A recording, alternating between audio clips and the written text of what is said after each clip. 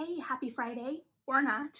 It is time to talk about a book, and today that book is Filthy Animals by Brandon Taylor, which is a short story collection following up his debut, I believe, last year, Real Life. Now, I say follow up because it's his next work, not necessarily because it is connected to Real Life. It has some thematic similarities, which I will mention, but it's not a follow-up to Real Life in any way. Rather, it is, as I said, a collection of short stories.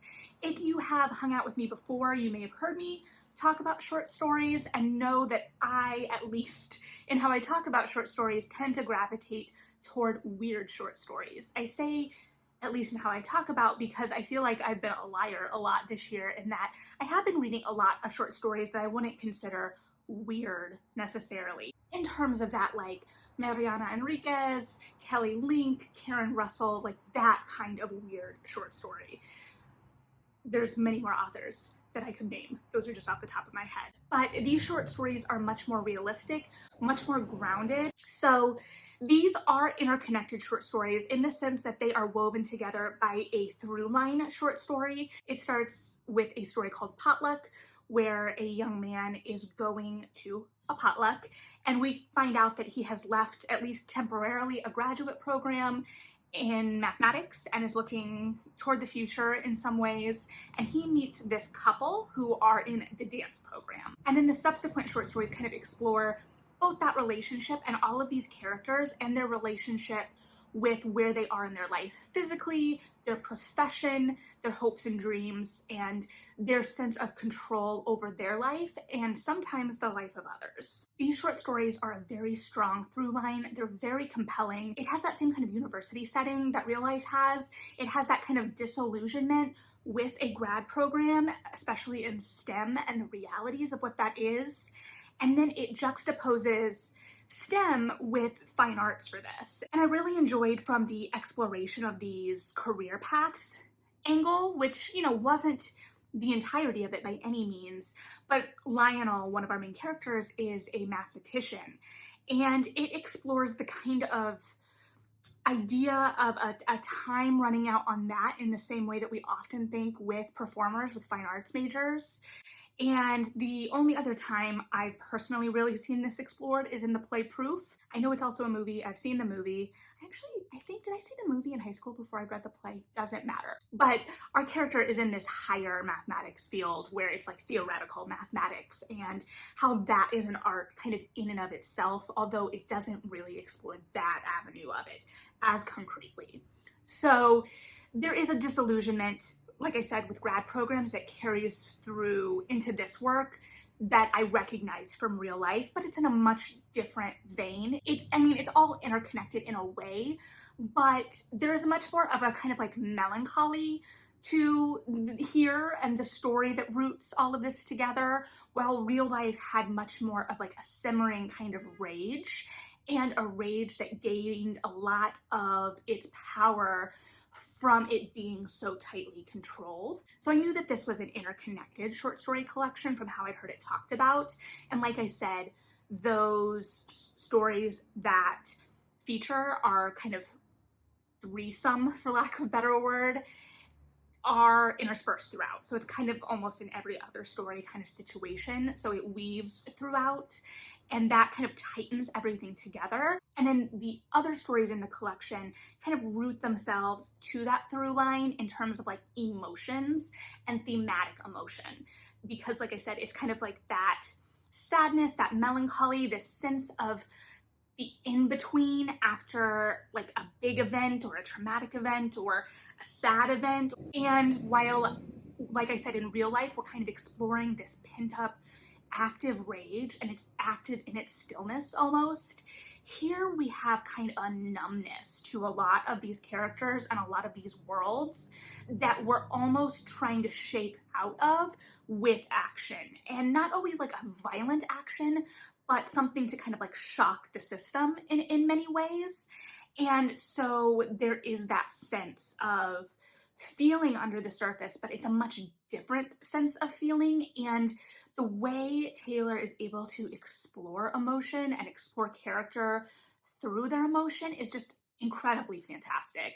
He is so good at character. It's one of the reasons why when I read Real Life, I was so drawn to it and the idea of it on the stage. The way these characters interact are so engaging, and while he is able to imbue everything with a really strong emotion, there's also that kind of restraint and that like holding back of things where his prose is hard to explain for me because it rings so true and it's so insightful, and yet it also can sit in the stillness, but in a different way than like Lisa Cross Smith, who I've talked about writing stillness really well, in my opinion.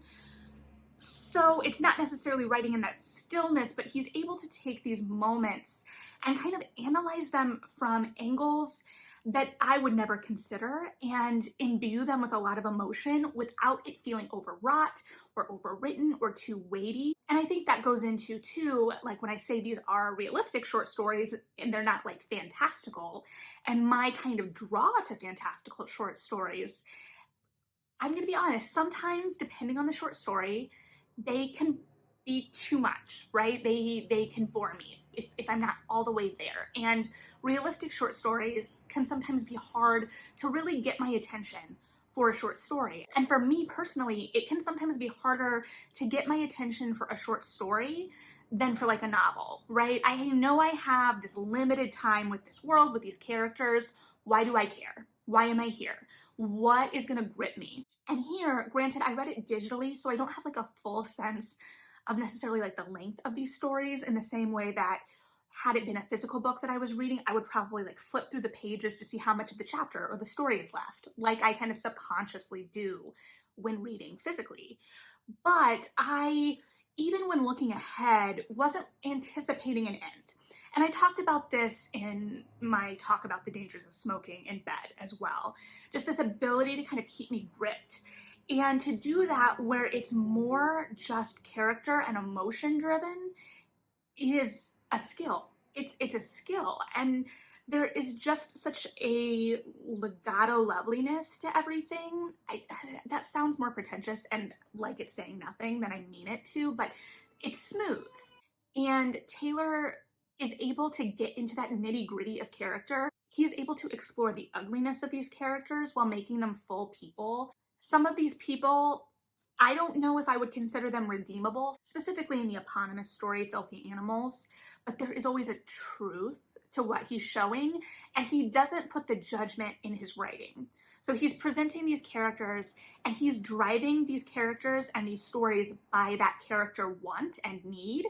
So I guess in that way, I'm responding to it on a theater or a dramaturgical level because I'm like, okay, we know what these characters want. We know often what's driving them. So it's often an emotional want that we're serving in the story. And then we can see how our characters play off of each other based on their conflicting wants in the story. So they become these really compelling dynamic scenes in a way. And I think this is really evident in our through line story where we kind of see it in chunks. So we can see how some of these characters interact in different permutations and with each other and by themselves in some cases. And so we're able to get kind of a clearer picture of when they're together, what that want is. So like I said, this is all kind of tied together with that emotional through line outside of our story that goes through the collection. I will say I was a little disappointed that not all of the stories shot off from that main story. I think we had at least one that I wouldn't consider part of the overall through line that was connected to that story, but it was so tight with having that I would have, I think, liked to see them maybe connected in some way to that world. And then I think we can still explore those similar emotions. But because the emotions were all rooted in the same place and came from the same place, it didn't feel like it wasn't cohesive in any way. In some ways, there's a couple stories that I'm like, how much will this stick with me? I'm not sure. But I really enjoyed my time with all of them. One of my favorites, probably not surprisingly, was a story called Anne of Cleves. And it was about a young woman discovering her sexuality outside of a long-standing relationship. I, of course, was drawn to it because of the Anne of Cleves thing. It opens with this woman on a date, I think her first date with a woman, and the woman she's on a date with is like, which of Henry VIII's wives are you? And I had a moment where I was like, which of Henry VIII's wives am I? I say that like that's a thought that has never entered my head, but do not let me lie to you. That thought has entered my head. I have no answers. So that was just compelling. And having been a follower of Brandon Taylor on Twitter, I know that he is really engaging with his historical knowledge and content. And so to see that woven into this story that fit thematically with everything else, but also kind of tickled that historical sweet spot, it was really engaging. I just loved that, especially because from a really selfish point of view, I try not to say like what projects I'd like to see from writers because it's their craft, their home business, but I would love seeing something historical from Brandon Taylor, whether that's fiction or nonfiction, because I think his voice would be really engaging in both in different ways. So I loved that for maybe like the promise of what could be as much as anything. But I think the way everything fit together still made sense, even if I was kind of like, oh, what if? And a lot of these stories still felt rooted in the Midwest. Real life was set in the Midwest. Not every character is from the Midwest, which I think makes it really compelling because then the Midwest becomes a much more conscious choice, which of course, I mean, it is when you're making a choice to set something somewhere. But then you've got this idea of these characters almost stuck in this place. While emotionally they're kind of stuck in this place. Now, granted, I grew up and live currently in the Midwest. So I'm assigning something here to it that may be perceived as negative, but is more just kind of this exploration of these characters' mental states or where they are mentally reflecting and where they are physically. And I think there is something to be said too in that it doesn't really talk about the topography of the Midwest, but a lot, especially the through line story, is set in winter. So that kind of cold, desolate time. And I think that that definitely plays a role in that story. Yeah. So like I said, these are largely character-driven, internal kind of stories. But even when the action isn't a lot on its face, it still feels like there are a lot of beats emotionally within the story. The worlds that Taylor crafts are simple on the surface or when trying to relay them, but when you're neck deep in it, it's intricate and it's layered. And there is a sense of urgency, there is a sense of danger lurking even when the pace doesn't match that.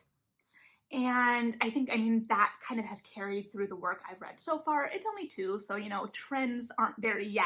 But I'm just really impressed with his ability to do that. I think that there's a lot of loveliness to his sentences. And one of my favorite pieces from a sentence, not even the full sentence, I think really gets at kind of the heart of that writing. And it's from one of the through line stories. And it says, "And for a dancer, pain is always the way you know something is true." And it feels like these stories at their heart kind of exist in that place. Seeing where the pain appears and kind of like being that resting point of a kind of like numbness, a kind of stuckness, and that jarring, that pain, and what pain you have to feel and get through to get to something else. So yeah, this was a really great collection. If you are like me and think of yourself more as kind of like a weird short story reader and wouldn't think of yourself as picking this up, I picked it up for the author, but if I hadn't known anything about the author, who knows?